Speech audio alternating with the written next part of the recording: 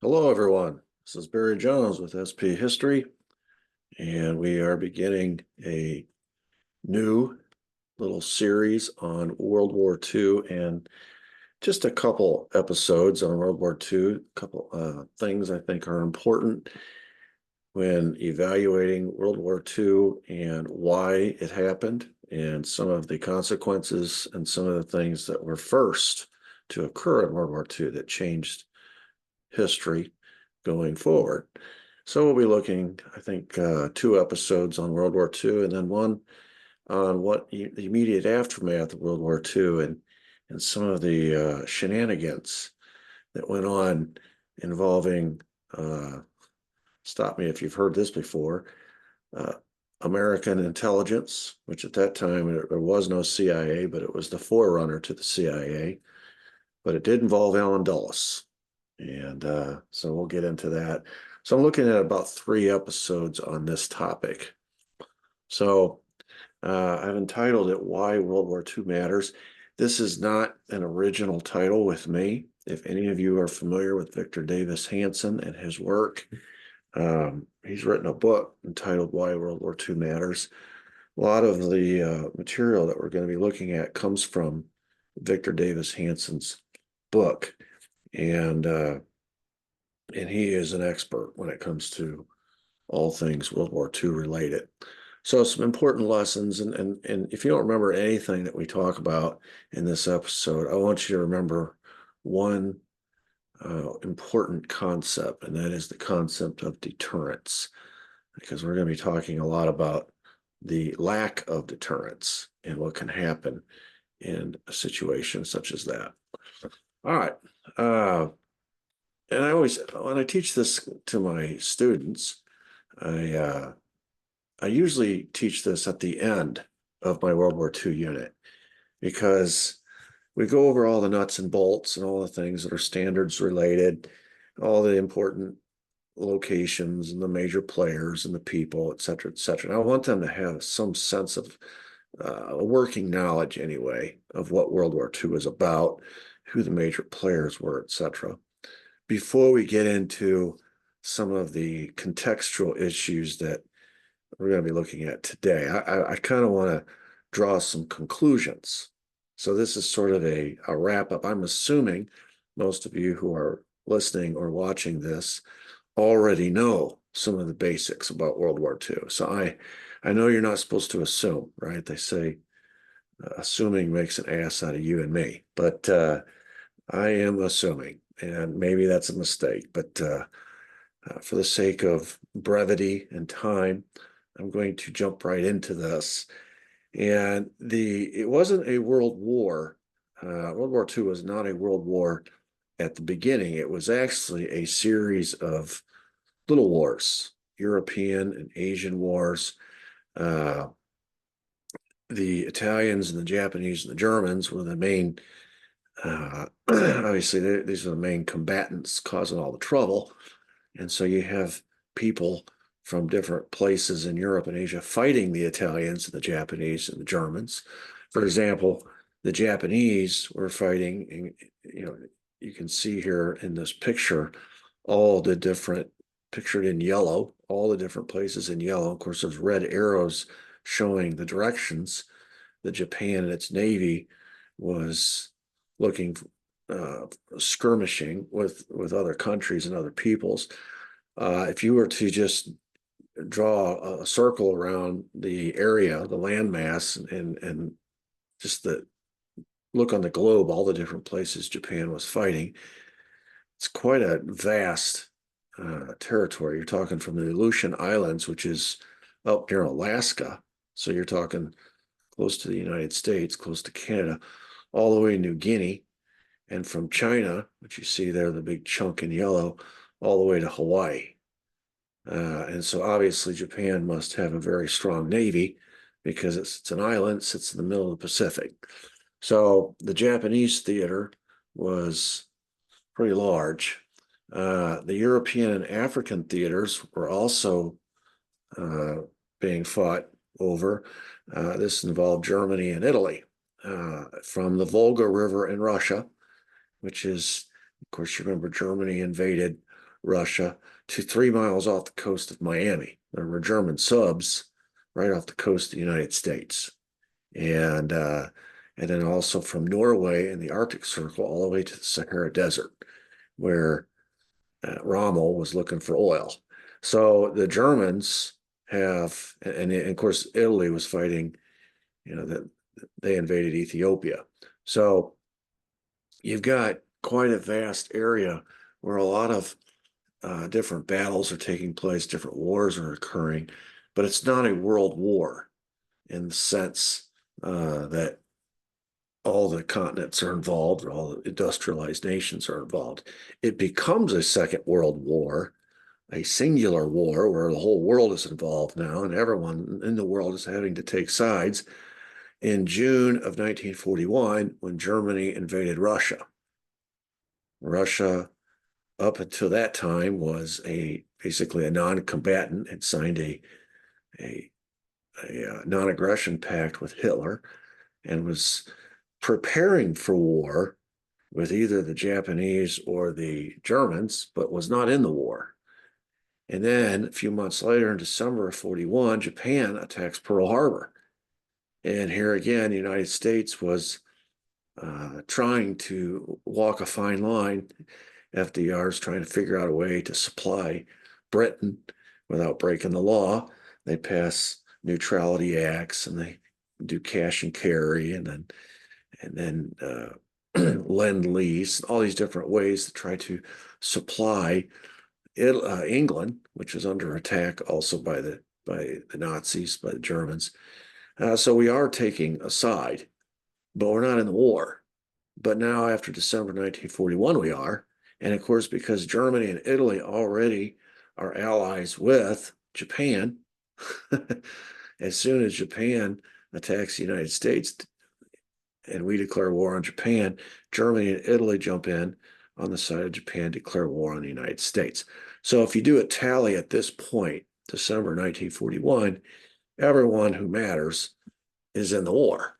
So 1941 is sort of the line of demarcation. There had been a lot of fighting going on in 39, 40, but 41 is when the war went global. Now, when you have sides drawn,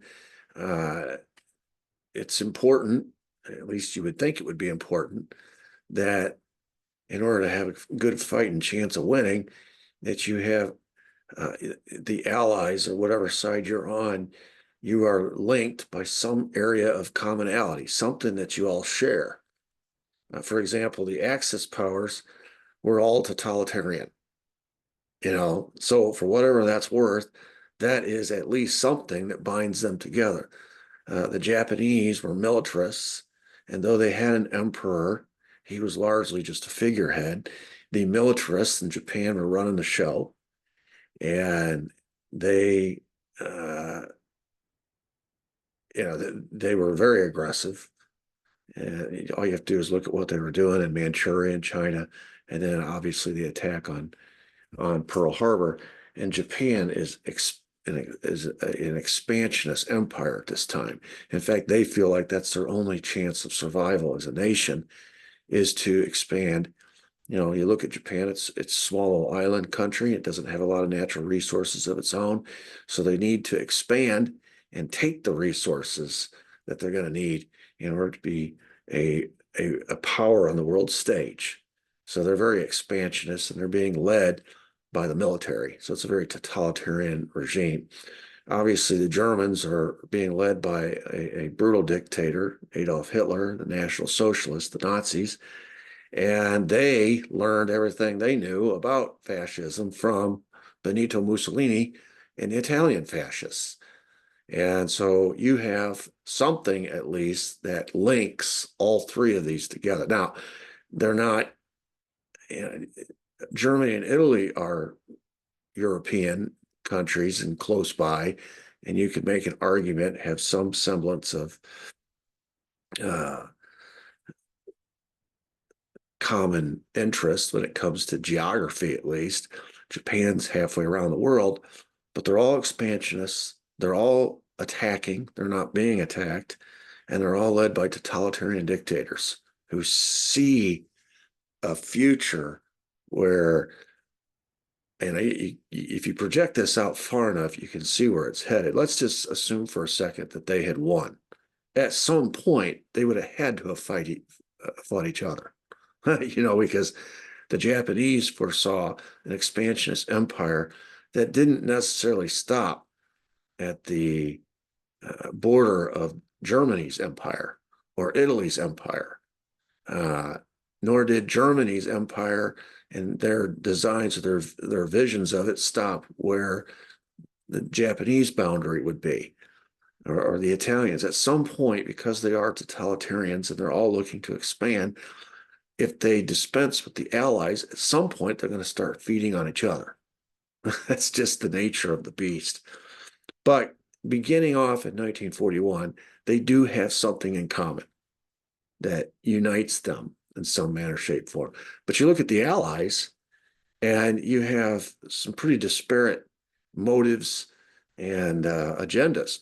For example, the British, who had historically been the empire, the world's largest empire, they were looking to mostly preserve that empire. And so you think about all the different countries around the world that were colonies of Britain scattered all around the world that they depended on. And of course, they're going to be nice, big, ripe, juicy targets for the Germans or for Benito Mussolini or for the Japanese. And so they're going to be in an effort far flung all around the globe trying to protect or preserve that empire. They want to emerge after the war as strong, if not stronger, than they were before. On the flip side, the Americans were isolationists, and that we have a history of that. And so we're trying to find a way to stay out of the war. World War I hadn't just ended that long ago, and that was a European conflict that we got dragged into kicking and screaming. And so we're trying desperately not to get involved in another European problem, which is why, after World War I, we didn't sign on to the League of Nations. We didn't want to be held accountable to Europe's problems. Europe had a lot of problems, and we saw that was a poison pill we didn't want to take. Furthermore, FDR believed that Britain needed to modernize and get with the times and decolonize. And FDR was constantly trying to push Winston Churchill in that direction. Now, we have a special relationship with England, and they were always going to be our ally. But FDR felt like this is one of the reasons why we're in these pickles is because colonization or imperialism has caused this resentment amongst all these far-flung colonies, and they don't like being ruled over by these imperial monsters thousands of miles away. They don't like being ruled by a government that is not their own, that they have no say in. They don't like their resources being stolen and taken back to the mother country. They don't like living as second-class citizens. And FDR's view was, we're going to have, we went all these years in the history of the world without a world war. And all of a sudden, in the late in the second decade of the 1900s, we have World War I, largely because of imperialism and the resistance to that. And now here we are embroiled in what appears to be another world war right on the heels of the first. And so FDR's thinking ahead. He's saying this is never going to end.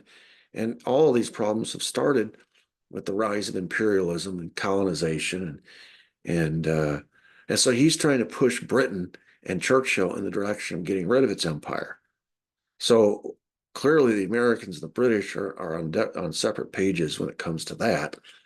And then you have the Soviet leader who ends up being on our side. And nobody has anything in common with them. Joseph Stalin is one of the most brutal. If you were to just look at this and not have any knowledge of history, and someone asked you what side would Stalin fight on, you'd think he'd be on the Axis side. And he was initially, until he got double-crossed. But he's going to end up on the Allied side. This is a guy who has already killed more people than anybody alive, including Hitler. And afterwards, because he lives so long and he rules for such a long time with such an iron fist, he's going to kill tens of millions of his own people.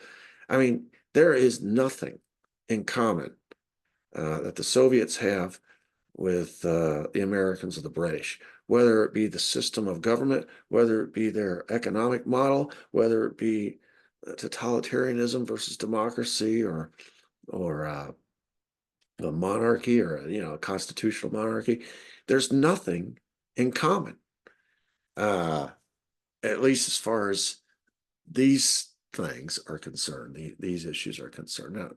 Now, obviously, the Allies are going to have something in common, uh, and that is that each one had been surprise attacked, or its ally had been surprise attacked by an Axis power. So we already know Russia was attacked by Hitler. The Americans were attacked by the Japanese. And of course, the British are going to be attacked eventually by Britain. But now the British will already be, by the way, the British have a distinction that they are the only ally that jumped into the war on behalf of an ally. When France was attacked, when Poland was attacked, Britain got involved in the war on behalf of allies. And then eventually they themselves were attacked. So that is the one area of commonality that the Allies have. They're all playing defense, basically, and fighting for their survival, having been attacked by an aggressor. All right, so World War II. How do we explain the inexplicable, meaning the number of casualties? Wars have got, this is why we should be alarmed when anybody talks about a World War III. Because if you look at the trends, you look at World War I and how many people died in World War I, everybody thought, boy, that has to be the war to end all wars. They called it the Great War. We'd never seen death tolls in the millions. We'd never seen death tolls that happen because of the new advances in technology and the strategies, like for example, the trench warfare, where you're all just sitting ducks. And you just sit there in your trench and you look across the way and they're in their trench and you're just firing at each other with these huge artillery pieces or poison gas and machine guns. It's it was just brutal. And though all these people are dying, neither side is advancing and winning. It's a stalemate. And after a period of time, you start to wonder, what the world are we doing? Well, then you get into World War II, and it made World War I look like child's play. 60 million people died in World War II. It's the most lethal war or plague in the history of the human experience. So if you were to extrapolate that out and say, what would a World War III look like? Well, World War II introduced nuclear weapons right at the end. World War III would begin with nuclear weapons. So just consider that. The death toll of all the wars over the last 300 years, and this is worldwide, did not match World War II's death toll. If you just did an average for 6 straight years, which is the length of the war, 27,000 people died per day in this war. 80% of the 60 million deaths were civilians. World War II has the distinction of being the first world war where civilians were actually targeted. They were considered legitimate targets. We targeted Japanese and Tokyo citizens with firebombs. We targeted Japanese citizens in Hiroshima and Nagasaki. The British targeted German civilians when they blockaded the German ports, wouldn't let food in. The Germans targeted civilians with their subs, just sinking ships indiscriminately. The Japanese targeted civilians in China, Manchuria, the rape of Nanjing. The Germans targeted Russians. The Russians targeted Germans on their way back into Germany. And then, of course, you have the Holocaust. It's just, and then you have these terrible new weapons, right? The technology increases to the degree that you're not killing people one at a time anymore, or even 10 at a time. These are weapons of mass destruction now.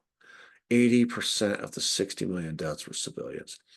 Interesting, the losers of the war, Japan, Germany, and Italy, killed 75% of those people, and yet they lost. The country that was the most aggressive and the most lethal, Japan, killed 7 times more people than it lost. That's interesting.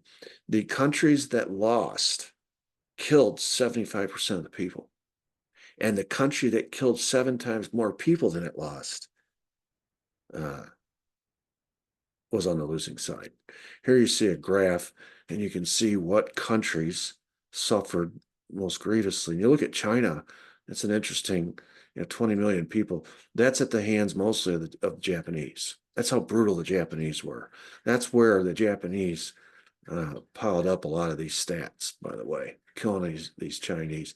And then you look at the Russians, almost 26 million people, 26 million Russians.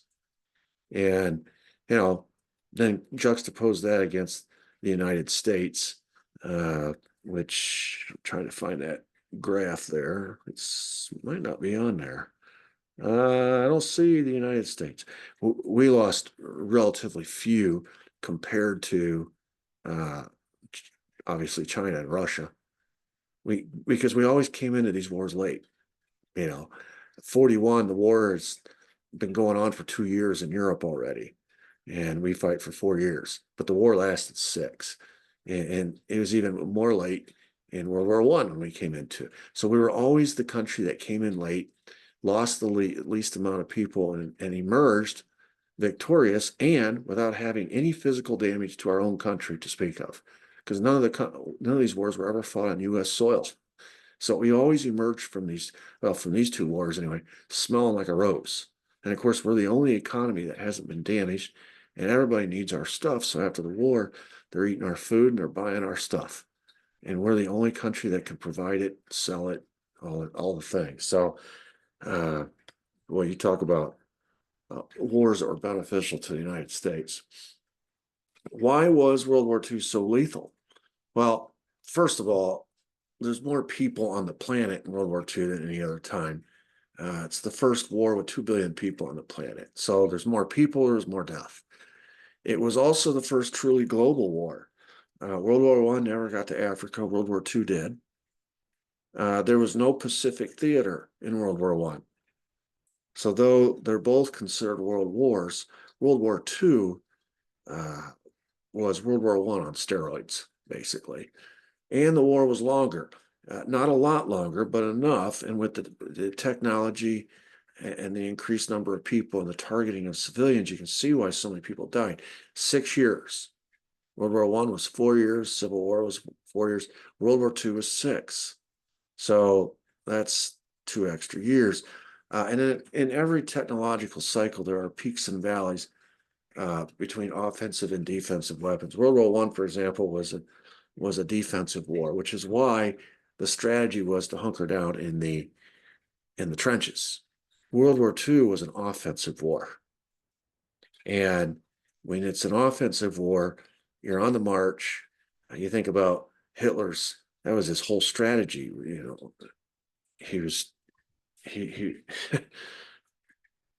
He'd come in with the planes and the infantry and the armored carriers and the panzers, and it was just this lightning blitzkrieg, overwhelming force, try to win as quick as possible, always on offense, never play defense. And the landing at D-Day, it was an offensive strategy by us to land on European soil and begin marching to Germany.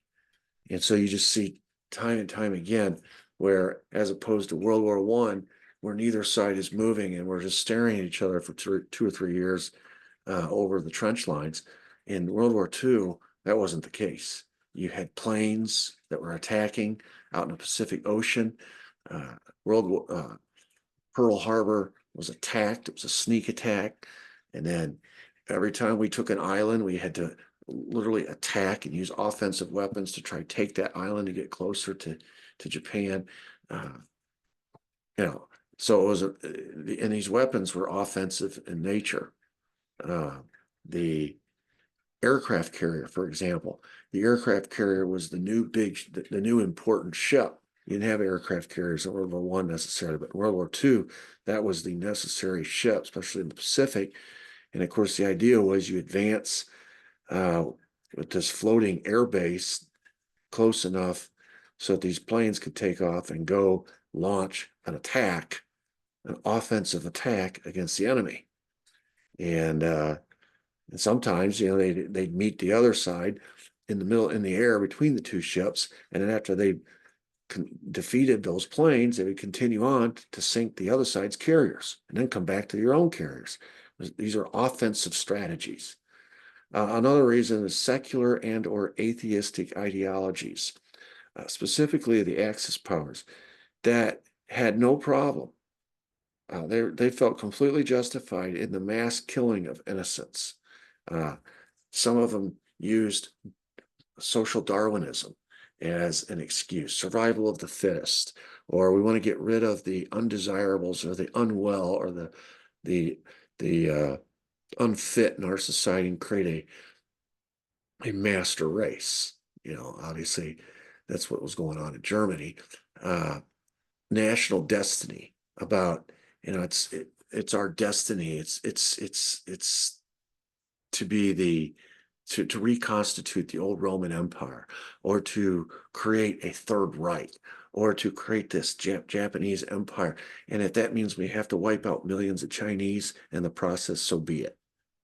They didn't have any religious hangups on targeting innocent civilians and killing people just because they were different. You saw it in just about every theater. And there was no, in fact, it became like everyone joined in, and it became acceptable, which is why so many, of the 60 million who died, that's why the high percentage of civilians who died, because you see it in Germany, you see it in Italy, you see it in Japan, you see it in Russia, where, Stalin, just because he was on our side, he didn't have any religious or ethical or moral hangups with killing his own people, much less Germans. And so people that were different became targets. And there was no religious hangups or moral quandaries about it. It just the ends justified the means. If we're going to accomplish what we want to accomplish, we got to get rid of these people. And of course, then the war also occurred during a period of Western technological excellence. For example, the internal combustion engine. The Allies had 500-mile planes. So we're talking about offensive strategies. When you have a plane that can reach 500 miles or 250 miles one way, 250 miles back, whichever, you are able to reach out and touch your enemy, and that became really handy, especially for the United States, where, all the wars being fought in faraway places. And so we're having to take the war to them. And that means we better have the technology that makes that possible. These flying fortresses, for example, nobody wanted to see one of these planes coming over their country and open up their bomb bay and just unload on them. It was raining hell from the sky. And, all we had to do is get close enough, either by aircraft carrier or by island, to reach Japan.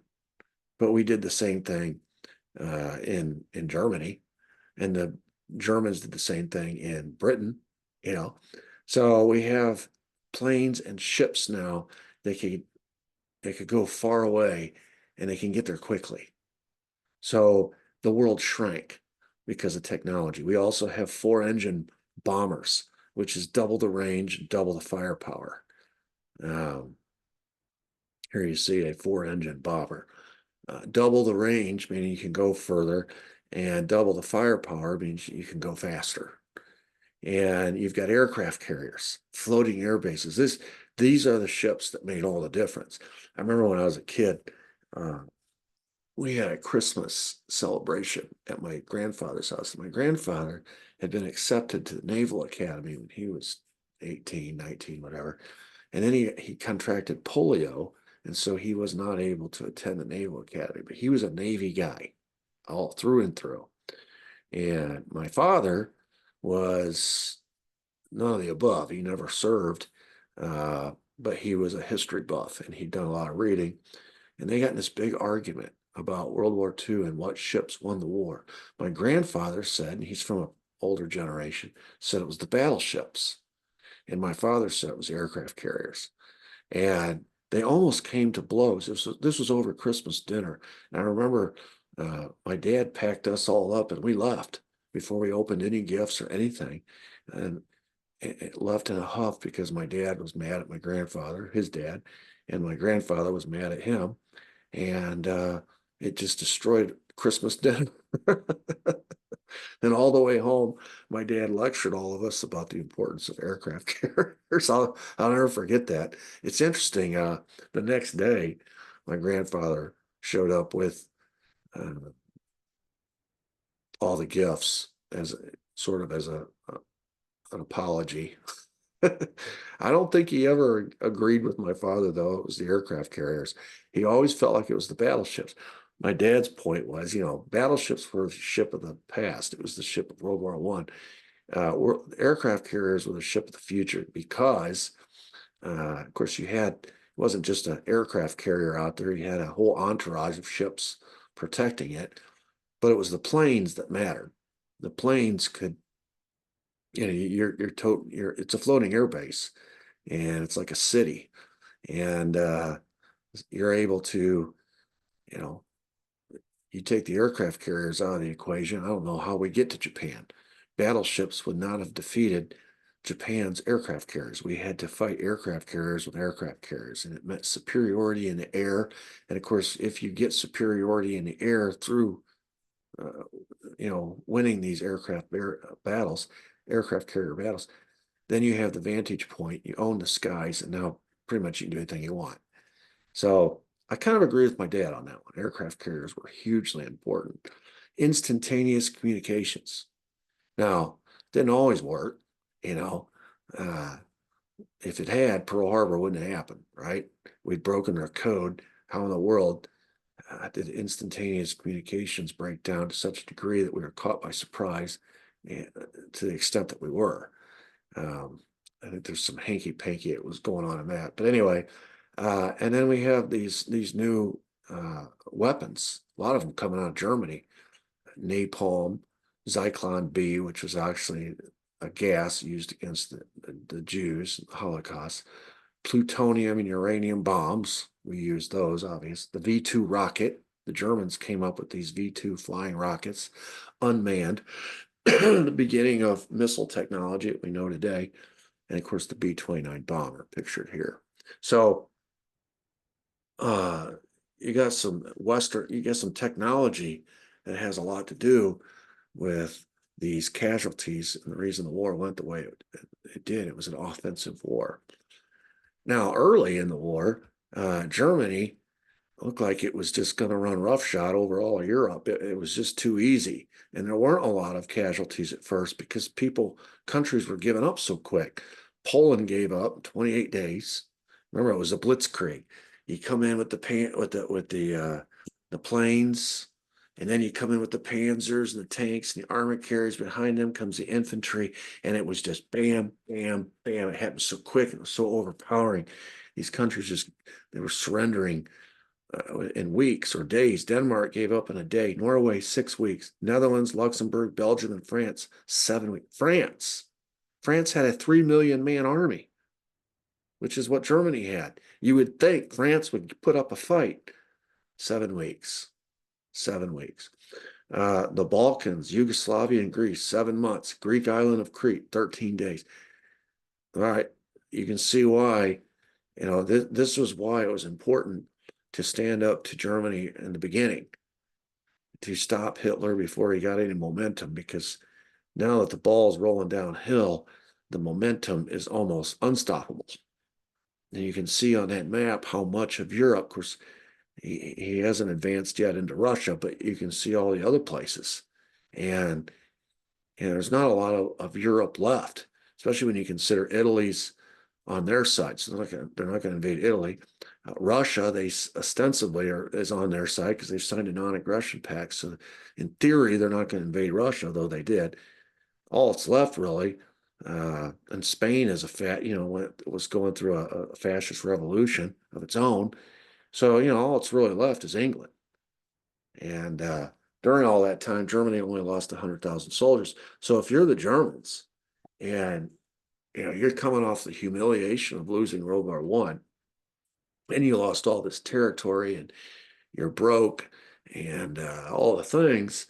Now you have Hitler, and he's reconstituted the German economy with all this armaments built up, so everybody has a job. So the economy's back rip roaring again, and the land that they lost, they're regaining plus a bunch, and they're winning all these victories, and they're losing very little, and they sort of just regain their chutzpah. They got their mojo back, they got their confidence back, because they got a strong man who's running around bullying everybody, and everyone's giving up.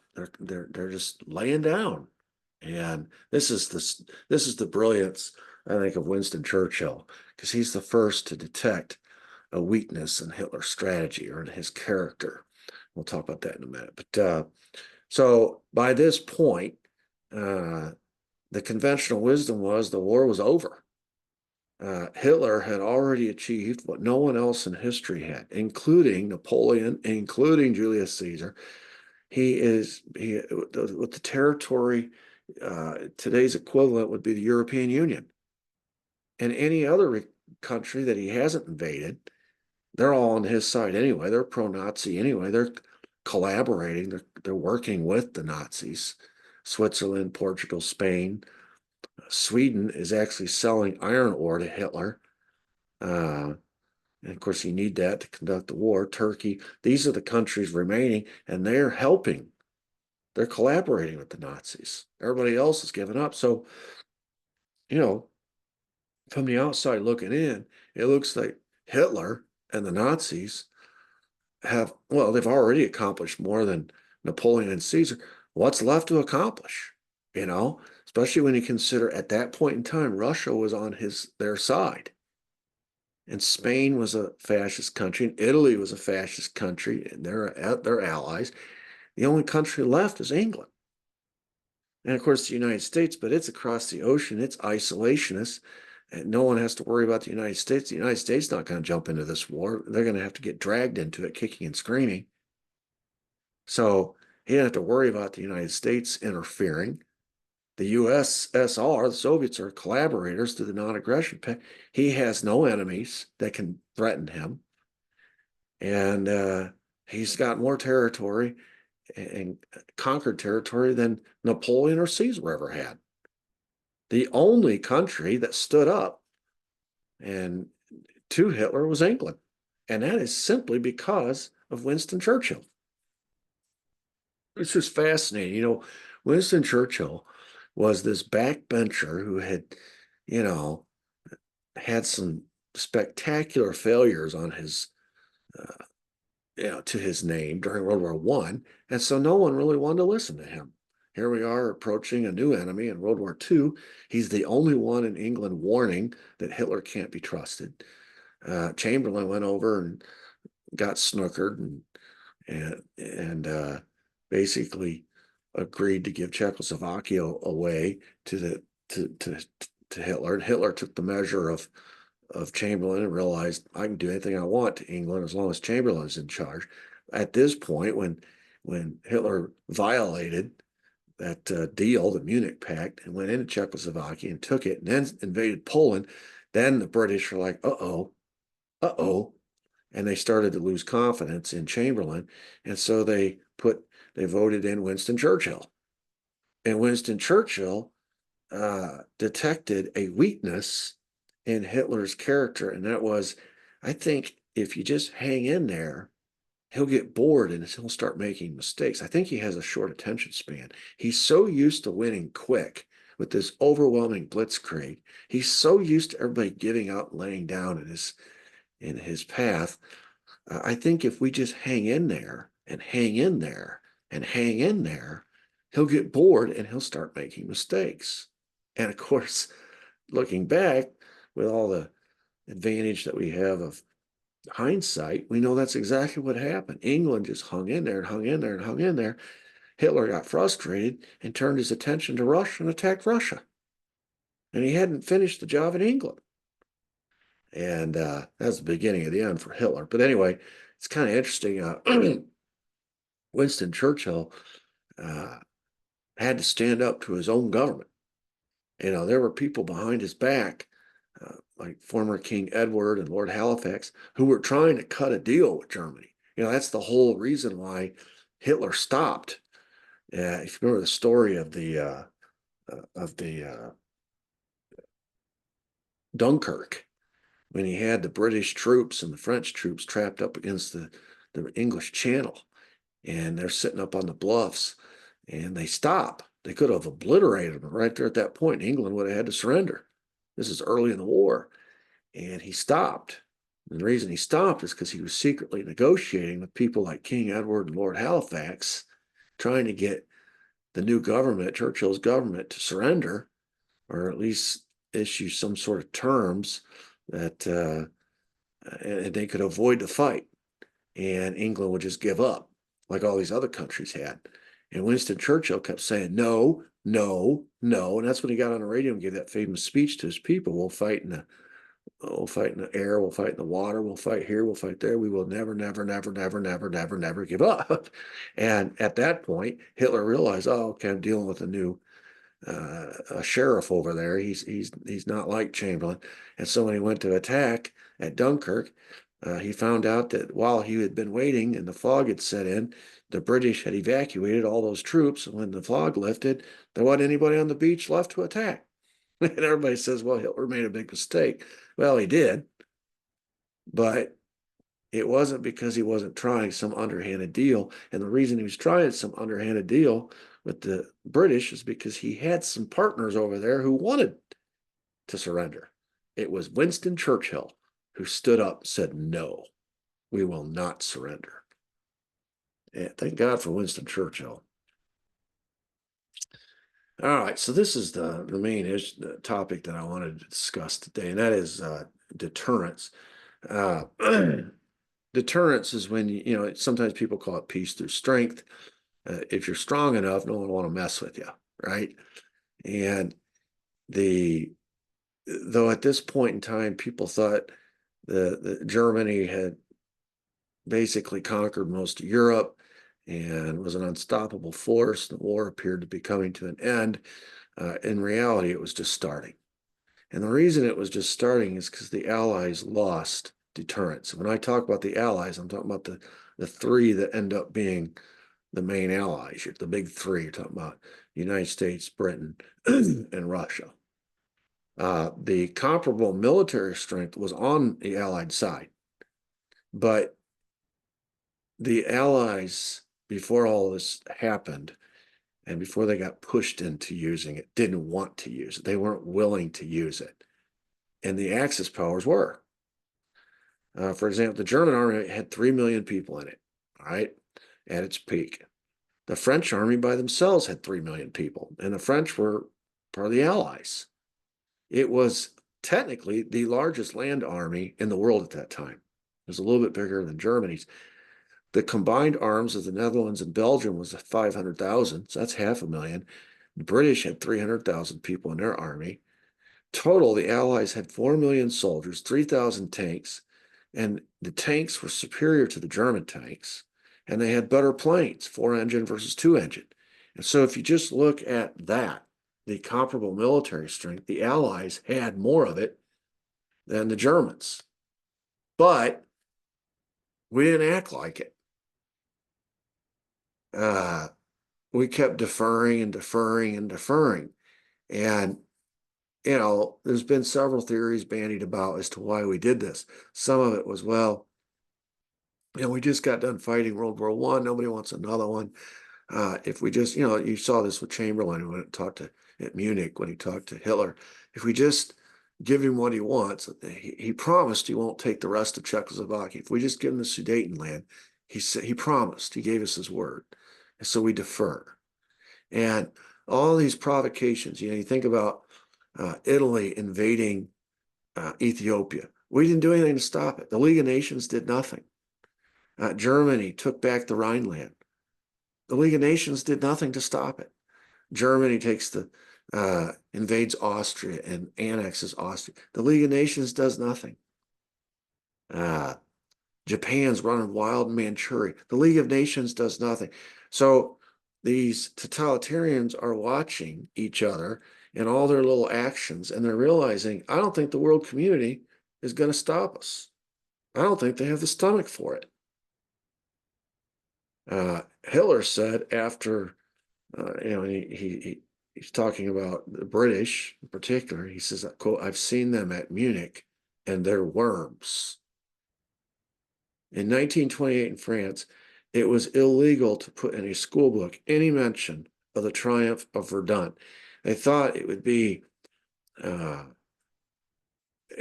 would be provocative to, I don't know, brag that they had beaten the Germans in World War I at the Battle of Verdun. So it was illegal to mention it.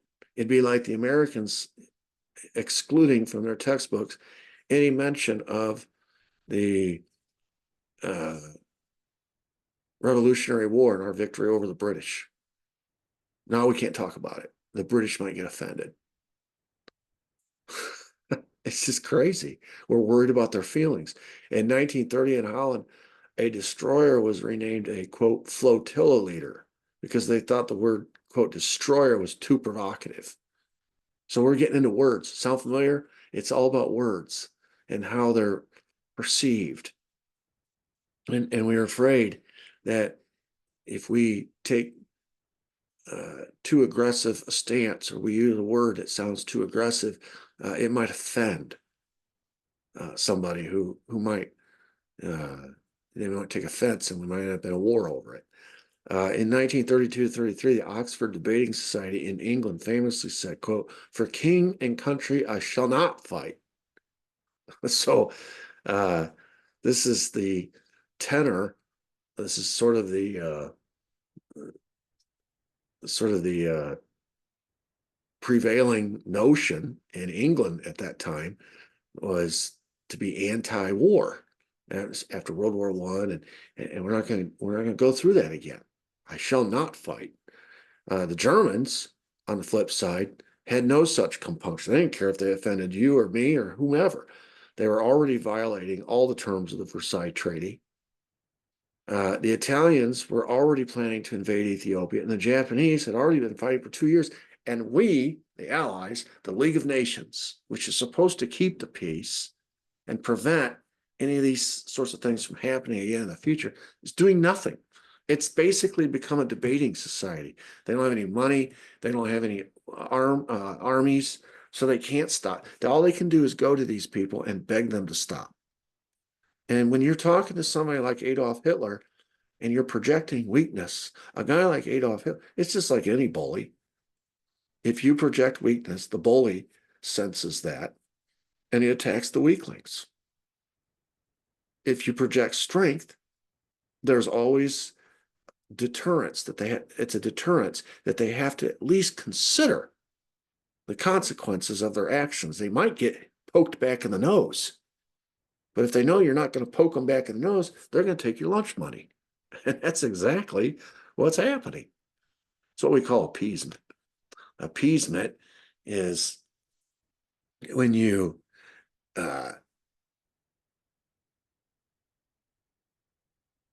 there's nothing wrong with listening. There's nothing wrong with going to Munich and listening. Doesn't mean you have to agree. Doesn't mean you have to buy what they're selling. Doesn't mean you have to get snookered. Now, I can make an argument against going to Munich and listening, because just, just the fact that you went to Munich, with your hat in your hand. I think if you're Hitler, you realize that they're coming all the way to Munich, I'm going to get whatever I want.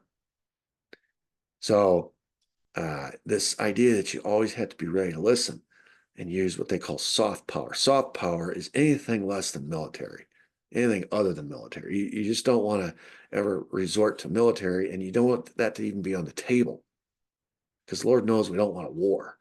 But sometimes that's all that they respect. And it's not that you're going to use it, but that threat is always there. Barack Obama famously said, lead from behind. And that's probably the most symbolically important statement I've ever heard that jives with appeasement. You don't want to lead from in front. You don't want to be the leader that everyone's following. You kind of want to stay behind everybody and let it be their idea and hope that they go along with what you want them to go along with. Sometimes when you're the leader, you have to stand out front and lead. And here we have allied countries, and this includes the United States, and nobody wants to lead. Now, we're not in the League of Nations. So as far as the League of Nations failures are concerned, I wouldn't include us in that bunch, but we are one of the leaders of the free world. And we have an ability at that time, or we should have had, to at least impress upon these bullies, these three bullies in particular. And we are trying a little bit. With Japan, we cut off their oil, right, to punish them for what was going on in China. And but certainly not doing enough.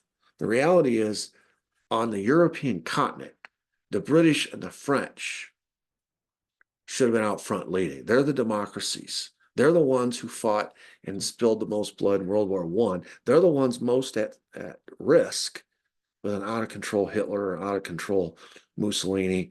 And, of course, Russia, too. They're the ones at risk as well, especially when you add Japan into the mix. But none of these countries were willing to sacrifice their material advantages. In other words, use what they had, because they weren't willing to fight. And Hitler figured that out. They lost deterrence because they weren't willing to lose a few thousand soldiers so they wouldn't lose 60 million people. They made a short-term versus long-term calculation. If we give in the short term, possibly we won't have to worry about the long term. And this is an important lesson. I hope, this is why we study history, to learn from these mistakes of the past. Going forward, we don't make, because human nature is the same. It just repeats. There's nothing new under the sun. I think Solomon said that, right? There's nothing new. There's always another Hitler. There's always another Mussolini. There's always another Tojo. And on the flip side, there's always another Chamberlain willing to appease. A Daladier willing to appease. Thank God, along the way, there are some more Churchills who come along too and stand up. Because when you appease, all you do is take a short-term problem, turn it into a long-term nightmare. And what the force that would have required to stop Hitler at the beginning, when he first started, would have been much less than it required in the end to defeat him after 6 years. Same is true with Mussolini, same is true with the Japanese. So waiting did us no favors, did the Allies no favors. Losing deterrence, you could see it on the battlefield. The Germans just wanted it more. A German Bf 109 fighter was no better than a French fighter, but it had a 5 to 2 missions per day advantage. In other words, they're going out on a mission, they come back, they refuel and they rearm, and the same crew gets back and the plane goes back up and does another mission. And they just keep doing it. They do 5 of those per day. And the French are only doing 2. And it's the same calculus as far as the plane, the technology, the pilots, everything's the same. It's just the Germans were willing to try just a little bit harder. A German Panzer was no better than a French Char, but French tanks ran out of gas, German tanks didn't. They were famous for this. The French tanks, they'd be driving down the road and just run out of gas. They hadn't prepared, and uh, they weren't bringing it, they weren't toting enough gas along with them, and so they just sit there on the side of the road. The German tanks, that never happened. Again, the same weapons, the same technology, everything was the same. One just planned a little better. So, in the first scenario, one tried a little harder, one worked a little harder. Second scenario, one planned a little harder, a little better, a little smarter. The French got to the Meuse River to defend it, to defend France, their homeland. They waited a day and a half. They sat there on their ass, waiting a day and a half for bridging equipment to come up from the rear. The Germans just swam across. They said, screw that, let's just go. And so you just go on and on, case after case, where you see the motivation of the Allies. And when I say Allies, I'm talking about the early days. It was mainly the French and British. I'm using French here mainly as in my example because the French was they gave up in 7 weeks. At least the British fought and fought and fought, never gave up. The French gave up in 7 weeks. So they're a perfect example. They just weren't very motivated to fight very hard. They didn't care that much. So they lost deterrence. Another element of losing deterrence was American isolationism. Uh, you know, we weren't in the League of Nations, but that did not give us an excuse to basically hear no evil, see no evil, and stay out of all these problems. When we saw the direction this was going, there was nothing preventing us from forming a separate alliance with France and or England to protect them. I mean, certainly, I completely understand why we didn't want to get in the League of Nations, especially after World War I. I completely get that. But we're not being bound by some international agreement. We're not losing sovereignty to some international organization by forming an alliance separately with France and England to say, hey, we'll come to your defense if you're ever attacked. We didn't do it. We could have sent 1 million soldiers to Europe as a deterrent as soon as the Germans invaded Poland. And you say, well, logistically, how would we have we did it later.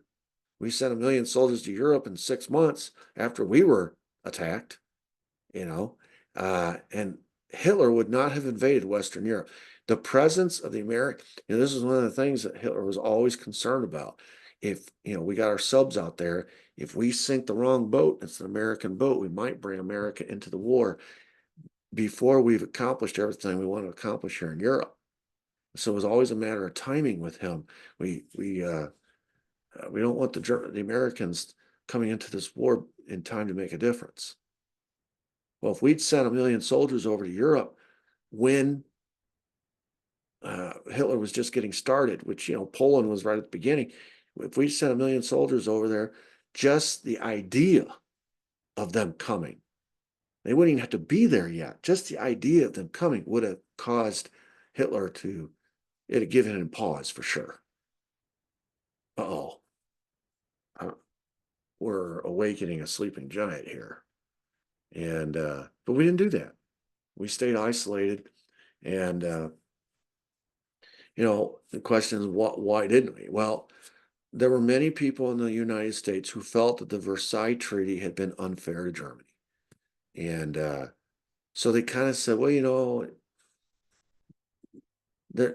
Hitler has a point. We took away all their land. We took away, we crippled their economy, forced them to pay all these reparations. We took away their armed forces, took away their dignity, took away their pride, blah, blah, blah. And so we made excuses. It reminds me of, as a teacher, I see this constantly. You got a kid in class and he goofs off. He doesn't want to, he won't behave. He doesn't want to do his work. And all of a sudden it comes grade time and, report cards go out and all of a sudden parents want to call a meeting. And everyone sits around this table and they make excuses for this kid. The kid's got the grade he deserved because he won't do the work. he won't behave or whatever. But everybody wants to make excuses for. So here's what we're doing. We're making excuses for Germany. And now it's interesting. We talked about this in an earlier episode about the some of the some of the connections from big business here in America that helped rebuild Germany after World War One. There's a lot of American money flowing into Germany at this time, helping Hitler rebuild. A lot of American dollars being invested in Germany. And I think that tainted the United States view in this case. And we were also a little bit kind of rooting for Germany to get big and strong because we wanted a counterbalance to the Soviets in Europe. And we thought if there's a strong Germany, they can act as a counterbalance to a strong Russia. Instead of us having to stand up to Russia all the time, they'll have Germany as a neighbor, and that will form some sort of an equilibrium in Europe, and that helps us. Now, it's interesting also, we're making excuses for Germany about the Versailles Treaty and how harsh it was. Look what we did to Germany after World War II. This wasn't the Allies generally speaking. This was us. Okay, we forced through. We occupied Germany. The Versailles Treaty did not provide for any occupation of Germany after World War One. After World War II, we put troops in Germany there for 50 years. In the Versailles Treaty after World War I, there was no splitting up of Germany. Now, they took a little bit of land here, a little bit of land there, but Germany largely remained intact. After World War II, we split in 4 sections. And so it's kind of interesting. We made excuses for them because we said the Versailles Treaty was too tough. But then after World War II, when we lost people to them in the fighting in World War II, we put the smack down on them and no more excuses. But it took World War II for us to learn that lesson. In truth, we did 2 stupid things after World War I. The war guilt clause in the Versailles Treaty was extremely damaging to Germany. It was a clause that mandated that Germans take responsibility for World War I, which means they're accepting responsibility for the war, which means all of the losses that the Allies suffered at the hands of the Germans, since they are admitting that it was their fault, they can now be sued in some sort of international court for the loss of man or material and money, money, and material. So, and it also just killed the national pride of Germany to not only lose the war, but to have to sign a clause that says that they were responsible for the war to begin with, and all the loss of life and everything else. And so, you can win the war and lose the peace. The Versailles Treaty is one of the worst peace treaties, if you want to call it that, after a war. All it did is set the stage for World War II. That's all it did. And the second big stupid thing that we did is we were weak. We didn't occupy Germany after World War I. We didn't force it to comply with the terms of the treaty. We didn't stop Hitler when he was weak. We didn't do anything.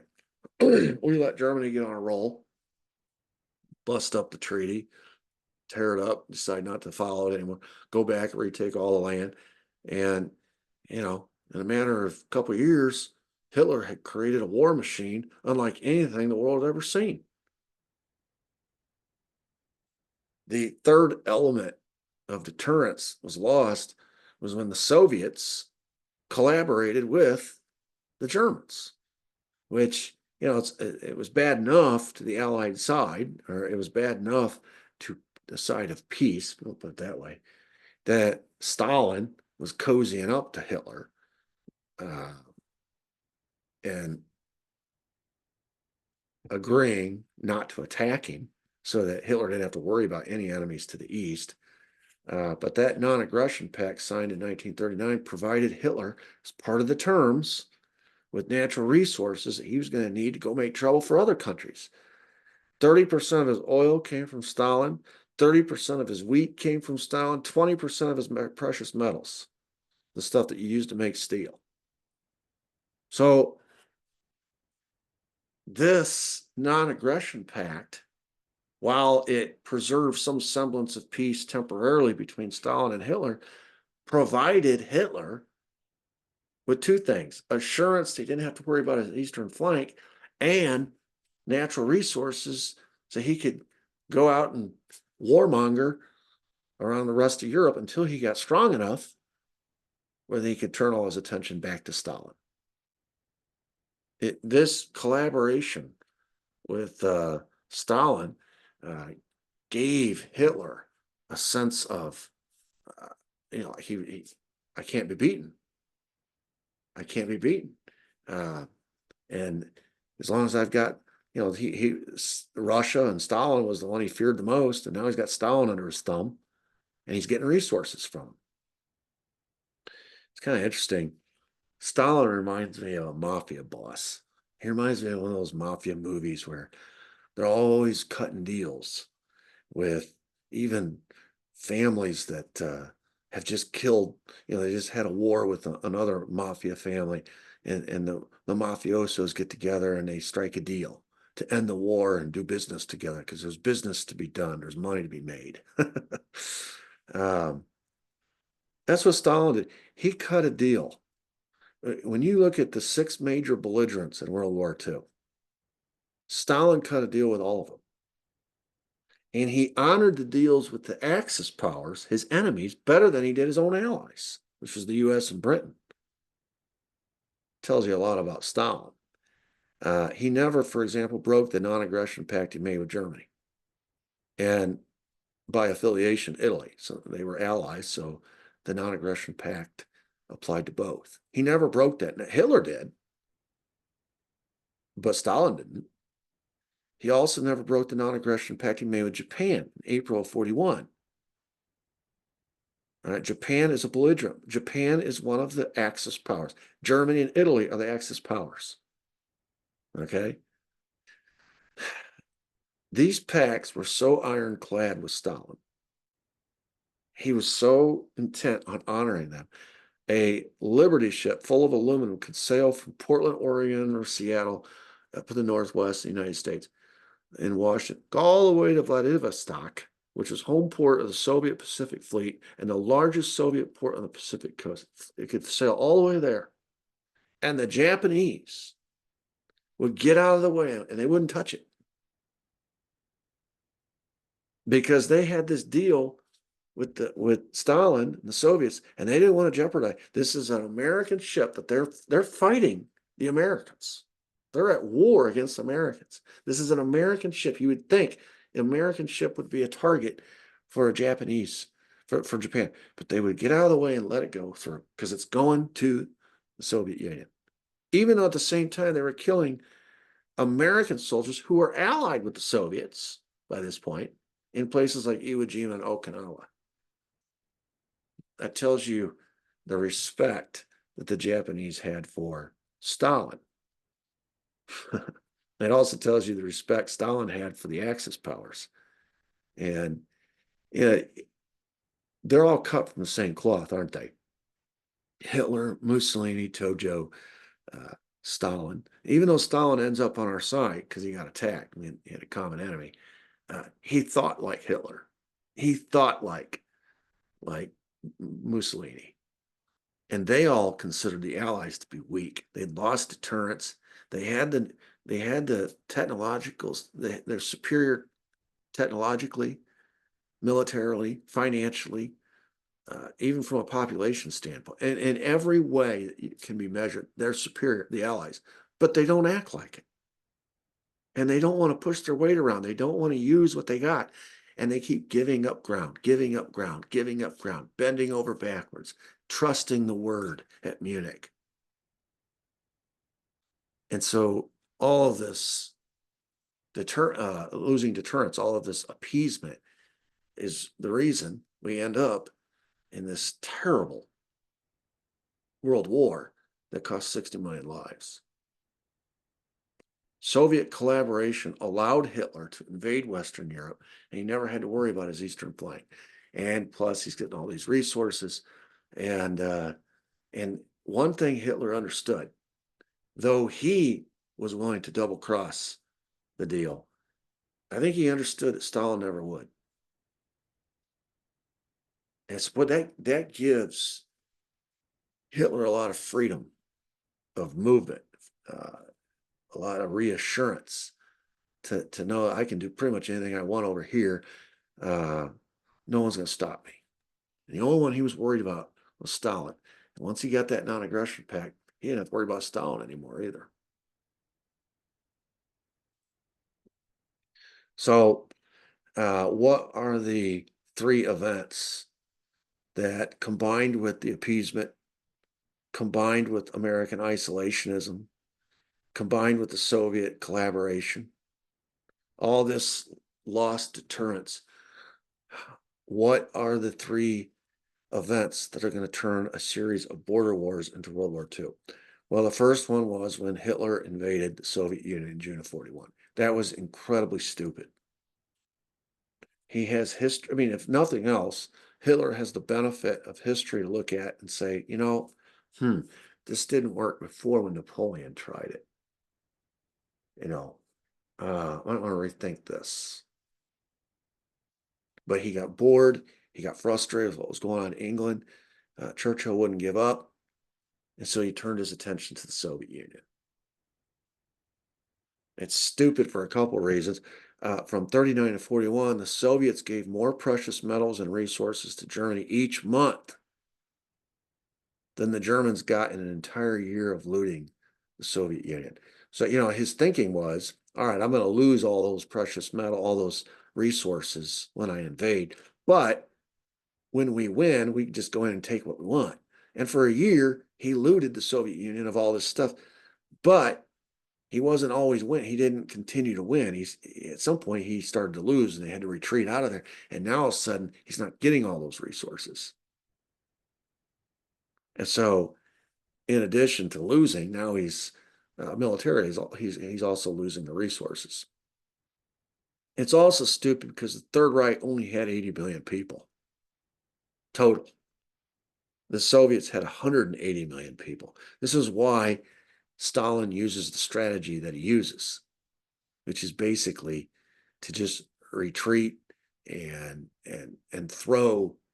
strategically retreat, burn, destroy everything as they're retreating, scorched earth, and then take up stands in Stalingrad and Leningrad, other places, and order no surrender, and just take losses and replace them, and take losses and replace them, take losses and replace them, wait for the wintertime.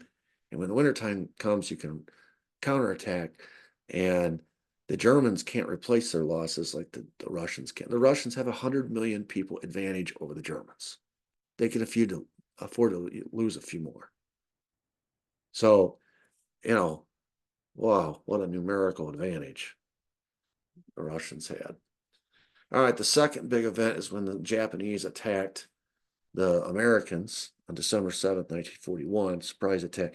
It wasn't just Pearl Harbor, it was in the Marianas, the Philippines, Wake Island, Pearl Harbor, and versus Britain. When I say attacks, this is plural. These are all simultaneous attacks. They also attacked British targets in Malaya, Burma, and Singapore. Yamamoto, the Japanese admiral, thought, because he had spent time in the United States, and so had the foreign minister Masuka, and they had the same feeling towards Americans that Hitler had towards British and French. Quote, Yamamoto, I've seen these people. They have nice cars and they wear spats. That is not a complimentary expression. Any country that won't come to the aid of Britain while it's burning down surely won't care about a few battleships and carriers at Pearl Harbor. Masuka said that. Yamamoto said, quote, I will resign if you don't let me do Pearl Harbor. This is when they were trying to decide whether or not to go through with it. In other words, Yamamoto and Masuka thought an overwhelming strike at Pearl Harbor and all these other places, if done correctly, if you can win an overwhelming victory, the Americans and possibly the British will sue for peace. They'll sue for peace, and we'll get everything we want because, you know, it'll be on our terms. And they thought the reason they will sue for peace is because they're weak, they're soft, they don't want to fight, they have the advantage, they don't want to use it. If we're willing to hit them and hit them hard, we'll knock them to their knees and they'll give up. That was the calculation that they had made. And they'd been to America. And so, you know, they had some semblance of expertise, at least they thought they did. The Japanese didn't fear the U.S. Navy, even though it was the second largest Navy in the world, behind only the British. Just as an example, while Pearl Harbor was being bombed, the U.S. had 27 aircraft carriers on order, all of which were built within 2 years. The Japanese Navy total had 11 carriers. This is going to end up being a carrier war. You know, even on Pearl Harbor on that day, we sailed our carriers out to the Pacific to protect them, which gives some indication that we had foreknowledge that this was going to happen, to save our carriers. We sacrificed everything else, but we saved our carriers. This was the important ship. We had 27 carriers on order, all of which were built within 2 years. The Japanese Navy had 11 total.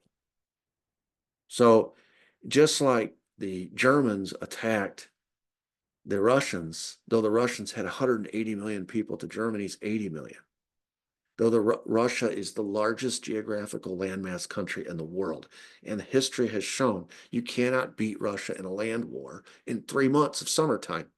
It's not possible. But they did it anyway. The Japanese attacked the Americans, though we had virtually a 3-to-1 aircraft carrier advantage over them. But they were so dismissive of our spirit and our willingness to fight, the fact that we had lost deterrence, our isolationism, all these things, they thought they'll quit, they'll give up, they won't fight. The third event was when Germany and Italy declared war on the U.S.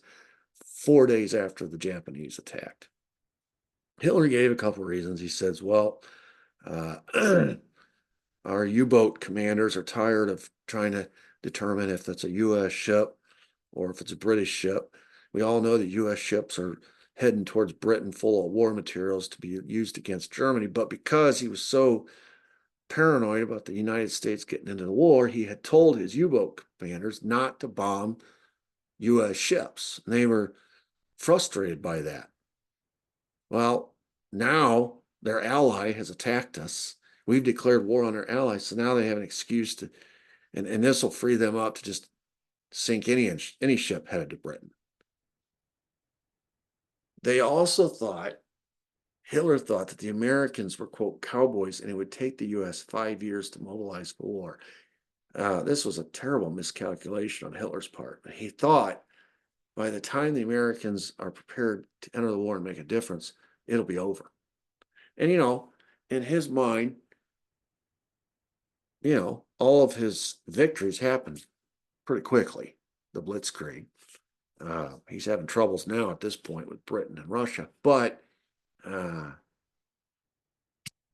he thinks, you know, it's just a matter of time that we're going to win there too. And by the time the Americans are ready to make a difference, they won't have any allies to fight for or with. It'll just be them. We'll have already defeated Great Britain. We'll have already defeated Russia. Those are their two allies. It'll just be America standing alone at that point. And then we can turn all our attention to America.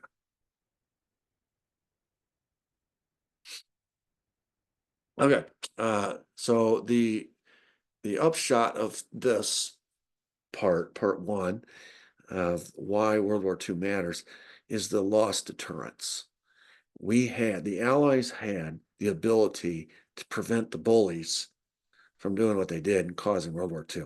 We just didn't choose to use it. We were too afraid to use it. We didn't want to repeat of World War I for all the different reasons. You can imagine all kinds of reasons. We were exhausted after World War I. We were kind of secretly rooting for the Germans to get strong, to be a counterbalance to the Russians. On and on and on it goes. But the fact of the matter is, they interpreted it as weakness. They interpreted it as us not being willing to fight. And so they saw what they thought was a free hand to do whatever they wanted. And the short-term decision to stand down turned into a long-term decision that cost 60 million people their lives. This is a great lesson going forward and how important deterrence is. It's not that you have to use it, but you have to have it, and at least the threat that you'll use it be present so that the bad men of the world, and there are always bad actors in this world, will think twice. All right, that is part one of why World War II matters. We'll pick up part two on Thursday. And until then, check out my website, SP History. Also, I will be announcing a micro course, which is a 90-minute to 120-minute, about a 2-hour course on the JFK assassination. And I will be offering these periodically, and we will work our way through the JFK assassination. It will include a question and answer session. It'll be live, interactive, a Zoom session. Those that choose to register for the class will get the PowerPoint. I'll share the PowerPoint with them. I'll also share that with them afterwards, the recorded video session that we just went through. And I think it'll be, for those that don't want to commit to a semester length course, but you're interested in a 2-hour micro course and you're willing to pay a little money for it, this might be something you want to take advantage of. So keep an eye out for that. There'll be a way to register on my website, and I've got to put together a date for that, and then I will announce that. Check out my website. Also, give me a thumbs up if you think this deserves it, and feel free to comment, feel free to share, and until next time, everybody have a blessed day. Thank you.